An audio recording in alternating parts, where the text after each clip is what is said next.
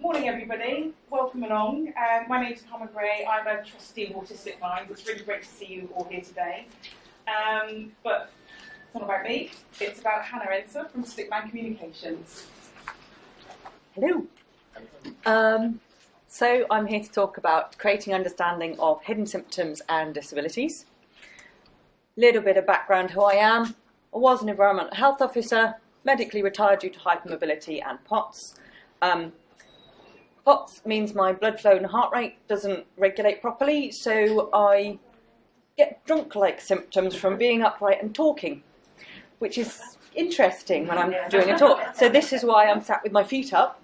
I've got a compression wear to try and regulate the blood flow a bit, and this is a cooling vest. I'm not wearing a flak jacket. I don't expect that much hostility. It's a cooling vest to keep my body temperature low and help manage the blood flow. I founded Stickman Communications after being retired. So it's about using Stickman cartoons and little bits of humour to help my normal be accepted by other people. Volunteered with various, volunteer and work with various other charities. I was on the top 100 CRIP list for 2 years, and I'm a contemporary dancer, and that's the boring stuff over. So, today it's a bit of a whistle-stop tour through the lack of psychic powers and what this means for hidden disabilities. There are so many things that are miscommunicated. Finding your one key point in each situation, and then some ways of communicating that one key point. These can be words, actions, images, even the decision-making process itself can be an excellent communication tool. So, lack of psychic powers. Who can recognise this? You're doing a task, it's all good, someone tries and helps, and it's like, shut up and go away. And then another day, you'll be doing the exact same task. And you'll be really struggling because the symptoms aren't just there, they're in your face, stopping you doing things. And the person who should be offering help just completely ignores your struggles and blithely goes on their way. You're like, why aren't you helping me? You're so uncaring. The problem is these are hidden symptoms. And when you're experiencing them, they are in your face. It's very hard to remember that actually these are completely invisible to the other person. And the signals that different people understand vary hugely. So I've got a friend who can just look at me across the room and be like, she's met her limit. I'm going to go and ask her if she should go home. And I've got a family member who loves me dearly, cannot see a thing. I'll be like, I can't actually speak. And she's like, oh, would you like to go on a walk with me? No! But if you accept these differences, then you can start to communicate through them. But if I expect my family member to understand, it's just frustration all the way. But if I accept actually they can't, then we can start to communicate. We also, as people, want to be completely understood. We want whoever we're with to understand all of us. This doesn't happen. And I've lived in my body for 40 years, I'm ancient, and I'm still learning things about me. So how could someone who's spent hours, days, even months or years with me, alongside me, how are they going to have even more understanding than me? This isn't going to happen. But what you can do is expect a little bit more understanding than yesterday. This becomes manageable. And what that attitude switch, expectation switch does is it creates frequent successes. Because then when I achieve a little bit of understanding, that's a success. Job done, I've achieved something. In the future, we can take it a step further.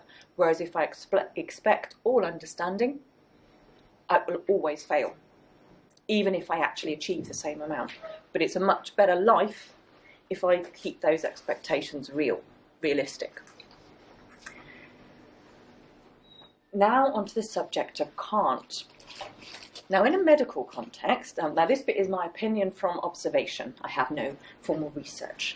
In a medical context, if we say can't, then the doctors assume it's physically impossible. So we're talking about, I can't walk, therefore broken, paralysed, missing.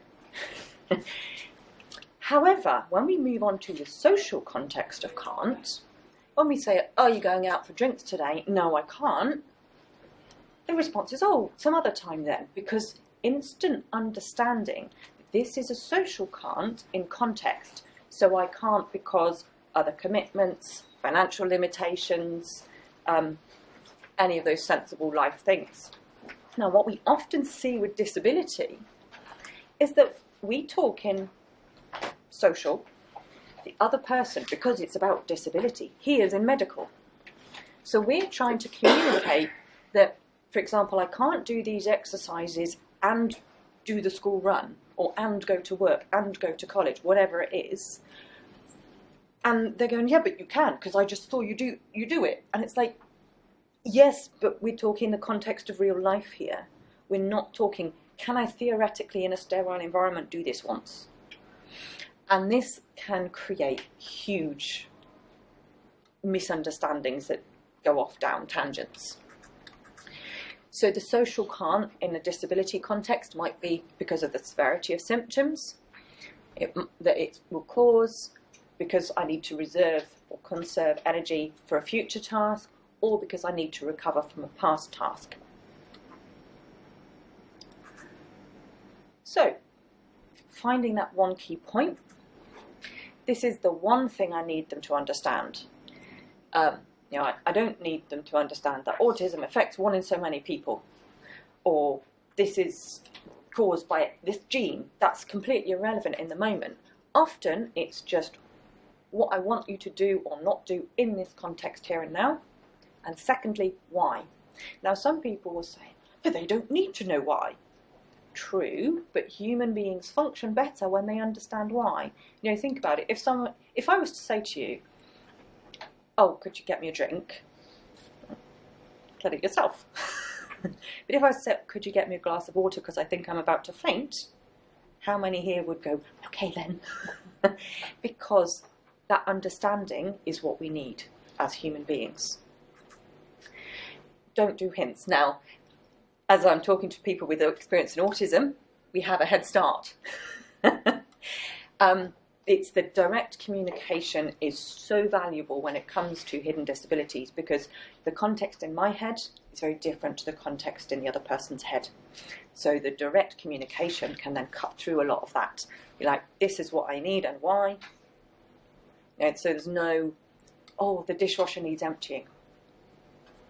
No. Please will you empty the dishwasher because I'm too dizzy to stand. And you get a completely different response. And if you aren't getting what you need, the temptation is to add more things. And I had to empty the dishwasher 6 times last week and you haven't done it for 3 months. And it grows. And the key point becomes completely swamped. So instead, try adapting how you communicate about it. So if they haven't understood, please do the dishwasher, then maybe, when will you be able to do the dishwasher? Because there's no way I've got enough balance to do it today. So you're still asking the same thing, but you're maybe asking in a slightly different way. For things that are an inconvenience, validate their feelings first. Every human being likes to be people to say, yes, that's I understand why you feel like that. And so the disabled person also needs to do this to the non-disabled person. I realise this is non-standard. I realise this is awkward, but please action because reason. Also, really useful one is if you've been offered help and it's really not helpful, and people don't like to be told that's not helpful, they really don't. Good workaround is I really appreciate that. However, would you be able to do this instead because it's much more helpful? So again, we're validating their offer. We're saying, yes, we appreciate it, we've heard it, but we're still making our actual needs clear. Communicating can't. As a disabled person, can't exists. We have limitations that are different. There are some things we can do if we do them differently, but you can't find the differently until you accept that way isn't working. So for me, accepting can't has been a very powerful thing. because then I can focus on finding the can instead of trying to pretend I'm something I'm not. Communicating this can't. Don't put the full stop after can't. People panic. They think I've given up on the whole of life if I say I can't do one thing. It's fascinating, but it's true. However, if we say I can't do that because, people start to understand. Another one, I can't do that, but I can do this. So again, you've completely removed their panic and we've created a way forward. These also create ways forwards. So if I do that, then this will happen. If I was to try and do this talk standing up, I would be crumpled on the floor in a drunken mess. Symptoms of intoxication, not actual. Just to clarify. And what I find is if someone doesn't absorb the if I do that and they think it's irrational anxiety, I then go to a specific.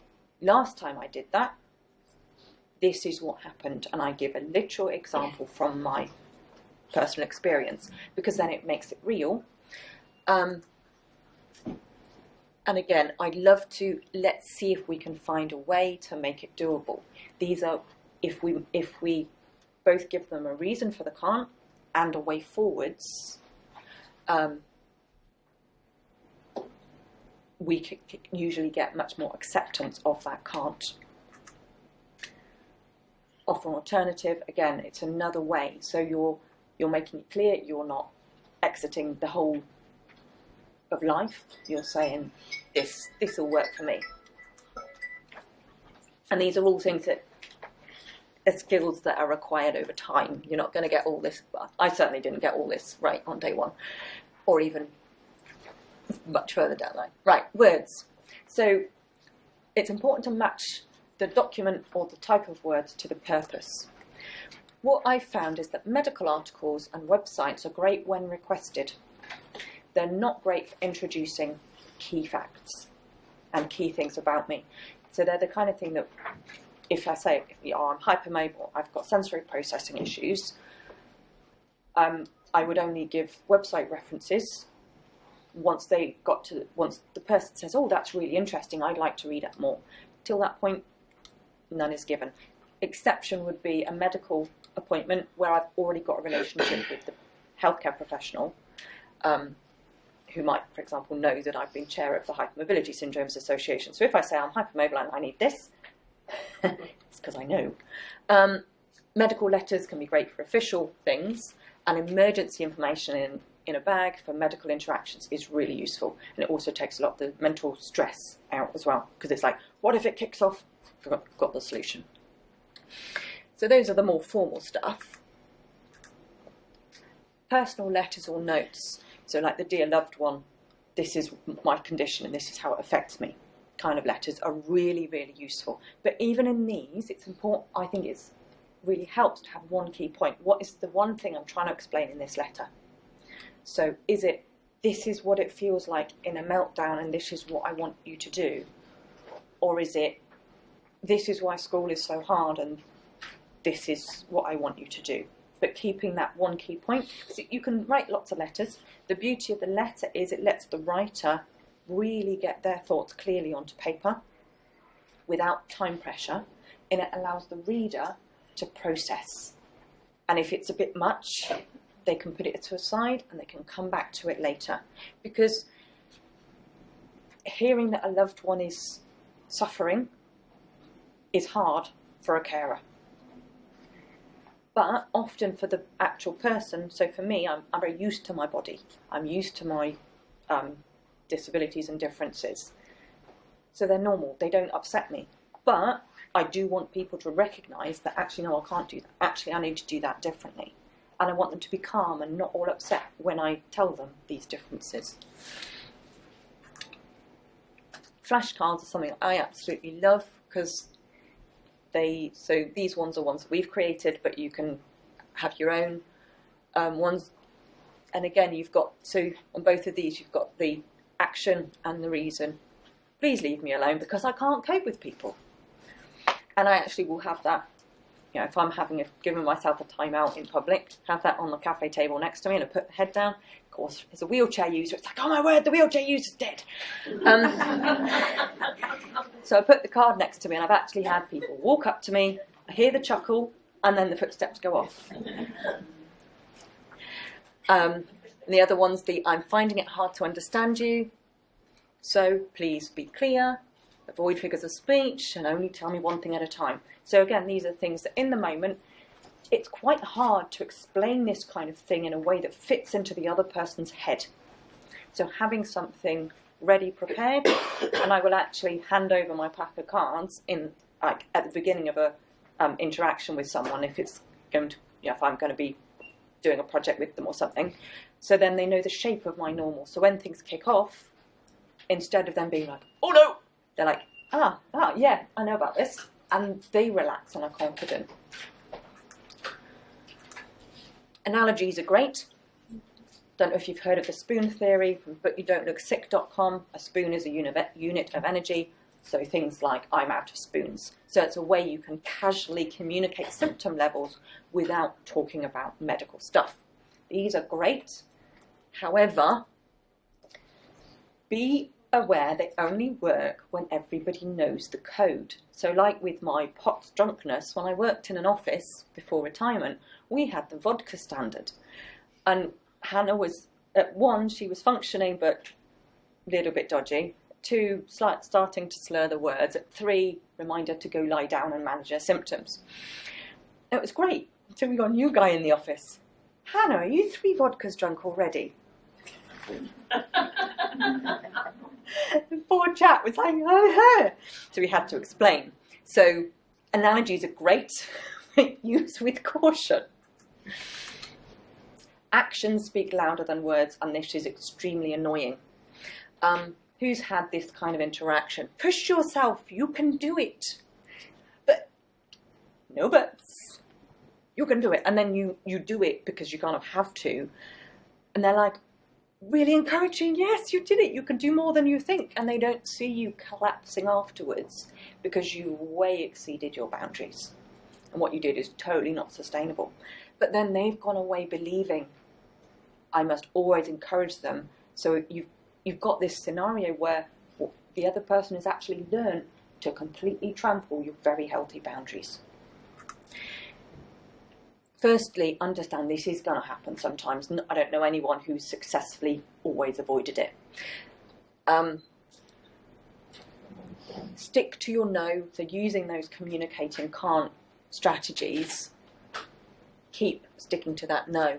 But then, if you can, if you have to do it anyway, let those symptoms show. Because you can't expect someone to understand something you never allow them to see. This is much harder than it sounds because we don't want people to see our vulnerabilities. And it can be even things like, so at the moment all my energy is going into speech and it's like adrenaline focus. If someone was to come and ask me how I was, and I actually wanted them to understand, I might just drop my mask momentarily. So then my speech is really difficult. But we're here, we're doing it, we're enjoying it. And I bet you all now have a lot better picture of my normal than before I'd done that. And I haven't complained, which is something that gets people's backs up, but I have said, look, really struggling. But also things like a wristband or something that says if you're struggling, or and things like that can also help to make that hidden visible. Images, memes can be great. Also, any other visible techniques. So even like having a bad day t-shirt, or this is my I did too much t-shirt. So if I'm wearing this and you see me pottering the house, just don't interact. And all of a sudden, everyone's stress levels drop because everybody knows, they're recharging. They're managing their condition, coping with yesterday's hangover. Decision-making process. This is a really powerful tool. So that's a chart I created for pain, but it's kind of applies to everything. So it's like, What level of symptoms will it cause? Will it cause so much that I can't function for days? Yes. What can I do to mitigate that? Can I do it differently? Can I get help for some of it? But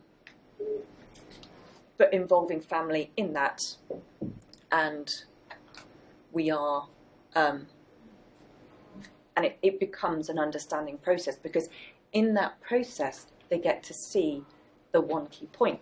This is the big symptom it's going to cause. See, it can often come across as we're being awkward, we're being demanding, we're expecting everyone else to kowtow to our demands. And actually what we're actually trying to say is, I want to be involved. I want to join in. But I can't in the default way. So this is a really good discussion channel, as well as a reminder that, there is a process I can go through. And often that's the other thing. It can often look like we've just randomly gone, oh no, I can't do that. Because this process has gone on in our head. And no one else can see that. But by externalizing that process and saying, these are the reasons why it's come out at a no. Is there anything we can change that can make it come out at yes? So, in conclusion, people are not psychic. So, find the one key point in that moment. Make your point in a way that works for you and the other person. This can be words, pictures, actions, decision processes. And don't constantly hide symptoms if you want people to understand them.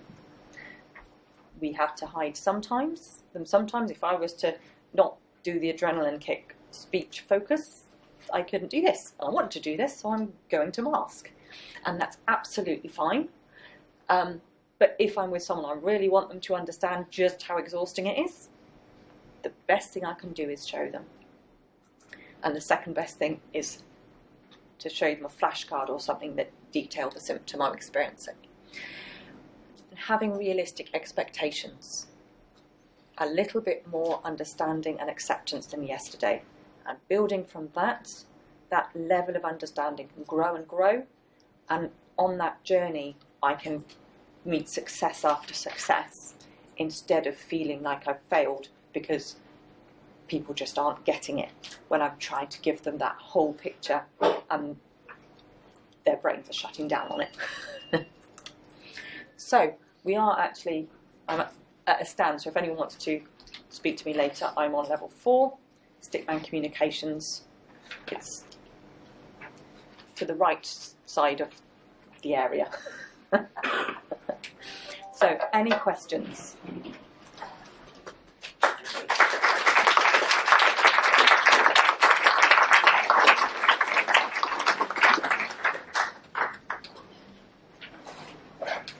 Yes. Is there a way of accessing the slides that you So I'm. If anyone emails me, I'm happy to send them a PDF of the handout thing. I think they might be going on the website as well. Yeah. Now that would be easier from my perspective. Thank you. So at this point, I never know. Have I just bored everyone to sleep, or is everyone going, "Oh, too much information"? Yes. How long did it take to develop this strategy of encouraging people to come along to your thoughts and the way you feel? So I think initially, so the first few years was internal. It was me getting to the point of going, okay, that's how I am. That's okay. I don't need to be someone else. And once I'd reached that point, I then started to learn what I've said today. But it's very much a process, and also there's the learning the theory, and going, that's what I need to do, and then there's learning to do it. So I'm still finessing, but it's not. Learning this wasn't a quick process, and we are talking learning the medical can't. I got all the way to pre-admission assessment for a psychological, sort of psychiatric unit before I twigged. I can't communicate like that because they don't understand it. I need to change my words so it fits their expectations, if that makes sense. Was that the hardest point because other people's Yeah. expectations? Yeah, and it was realising that other people will have expectations, but I can change them.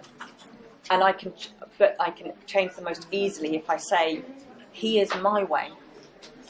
Because if I just say that way doesn't work, they genuinely panic. But if I say, oh, this way. And so I was once asked to organise someone's birthday party. And I was like, I can barely decide what to wear for me in the morning. But I was like, but I can do napkin folding. Because that's nice and repetitive. And it's sitting down and I don't have to talk. But I was able to say to them, no, I can't do that, but I'll sort the napkin folding. And they went, oh, brilliant. Whereas I'd previously, with the same person, given them a no, and it completely gone pear-shaped because they couldn't understand it. Because my normal is so different to their normal. It's like we're talking completely different languages unless we get down to that really clear, this really is what I'm saying. Anyone else? Yeah. Can I just ask, if you were given a professional for the first time, Yeah. how would you want that professional to ask you about your condition and how they can best support you? I think I'd like that clear and direct. How can I best support you? Is there anything you want to tell me before we start? And I actually have a whole talk on for professionals on the other side of this topic. So you can book me. But one really useful thing would be if in your clinic letters you say, if you'd like to bring written notes in advance, please do so. Okay. Because as a patient, sometimes I've actually had professionals go, well, I'm not reading that. Okay, well, good luck with my words today. So as a patient, you literally don't know if it's acceptable. But if the clinic letter says, if you want to bring any notes, and if you want to be really strategic, you can say, you can give some ideas of notes that you like information you'd like your most concerning symptoms, any other symptoms that you don't think are really important but might be useful for us to know. That kind of stuff. If you put that in the advance letter, then people go, oh, I know what to expect. I know what if this writing things in advance works for them, which it does for many neurodivergence and fatigue people.